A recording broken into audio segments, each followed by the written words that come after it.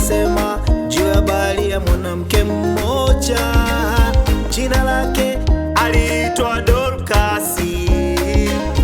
Alikuwa na matendo mema, alipendwa na wajane, alipendwa na yatima, alipendwa na maskini, alipendwa na matajiri.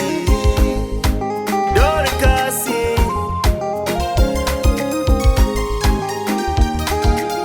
Siku moja ilipofika, Mungu akamchukua. Siku moja ilipofika, Mungu akamchukua.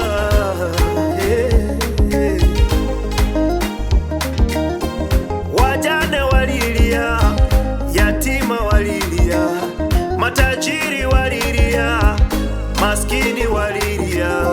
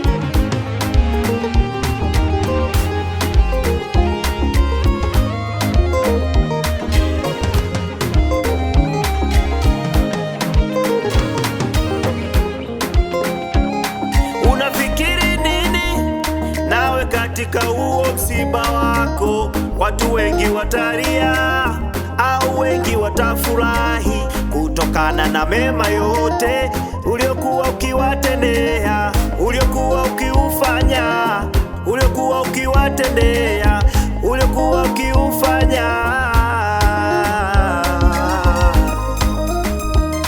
Au wengi watafurahi, matatizo yamekwisha, kutokana na ubaya wako, kutokana na matendo yako machafu. Wakati ni sasa, wakubadili.